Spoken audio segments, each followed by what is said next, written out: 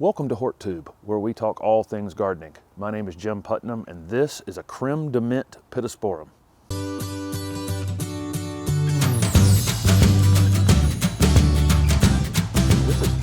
This is Cream De Mint Pittosporum, a low-growing evergreen shrub with beautiful variegated foliage and lightly scented flowers in the spring. Cream De Mint is listed on some websites at 2.5 feet tall. My guess is this thing will probably end up certainly at 3 feet tall and maybe 3 to 4 feet wide in time. It'd probably be easy to keep it in the 2.5 foot range, but my guess is it will creep up larger. That's pretty typical on most patented plants, as you can probably add about 50% to whatever the height on the tag says. Usually the tag means more maintainable at that height rather than the ultimate height the plant will get.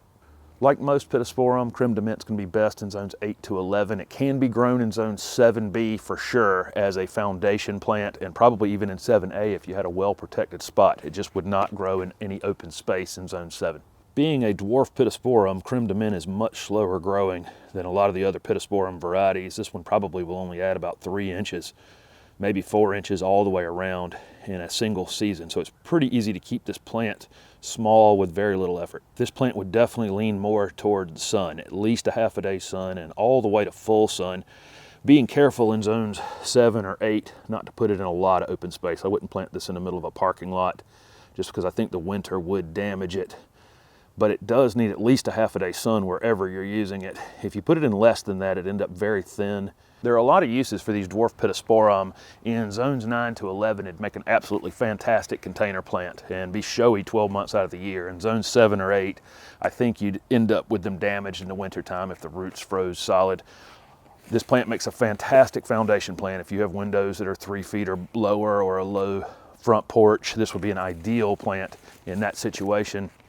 Also would work fantastic mass planted if you had room for 7 of these and maybe something like some sort of purple loropetalum, like that Crimson Fire loropetalum, which I did a video on, would look fantastic with this. It'd get about a foot taller than this, and you'd have that purple foliage behind this beautiful variegated foliage, and both of them are evergreen. Pittosporum typically bloom in mid-spring with small off-white fragrant flowers.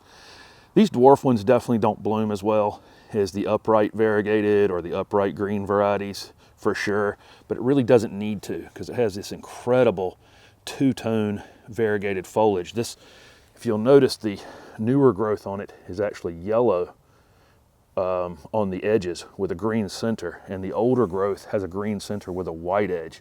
It's an incredible two-tone coloration. In terms of planting these Pittosporum, I've linked a video in the description below for either planting in clay soils or a separate video for planting in sandier soils. So follow those instructions and you should be fine. This plant would be super vulnerable to being overwatered, so be careful with that. Definitely elevate it and don't over mulch it. You really need to be careful with Pittosporum doing any ongoing watering after they're rooted in the ground. These are extremely drought tolerant. If they're super easy to grow in coastal communities, and so different rules apply when you're planting in sandy soils. You could probably water more frequently and probably water even on an automated system in that situation. But if you're dealing with any sort of soil that stays wet between rains, you have to be super careful with these. Even after you've planted them in the first year, check them, dig down a couple inches, see if they need water, and if they need water, water them well, but just be super careful to let this plant dry out between rains. Don't water it every week. Back off of this thing as quickly as possible. I would definitely fertilize Cream De Mint in the spring. This thing has this beautiful yellow variegated foliage on the new growth, and on the older growth it has the green leaf with the white edge. It's a fantastic two-tone. That two-tone occurs because the new growth has a different color. So you want to keep it growing, and any fertilizer, any slow release outdoor fertilizer for acid loving plants would be ideal for these. I'd fertilize it mid-spring and then that's it. Don't fertilize it again. We want to back off of this thing. We've had a warm fall this year in North Carolina, and this thing still has some growth on it in mid to late fall, which is going to get damaged badly here in a couple weeks for sure. Nothing I can do about it. I would like to have had this go to sleep by now, but it just hasn't because it just hasn't cooled off enough. So that's the point on the fertilizer. We want to fertilize in April and have it run out by July so it'll go into a natural dormancy and not get damaged. In terms of pruning Pittosporum, once they're established, these are pretty tolerant of going after them pretty hard. Most Pittosporum you could cut to the ground. I think with this dwarf one, I probably would be a little less aggressive with it. Maybe take 6 inches off at the time if you need to. It grows so slowly, being a dwarf one, that if you cut 6 inches off, you could probably go 2 years without having to do it again. There are very few pests on Pittosporum.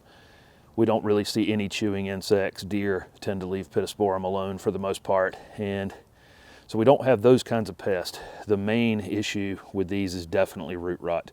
If you plant this plant flush, over mulch it, overwater it, for sure you're going to be visited with root rot and it won't recover from it. So what are you waiting for? Even you can grow the low maintenance, low growing, beautiful, variegated Cream De Mint Pittosporum.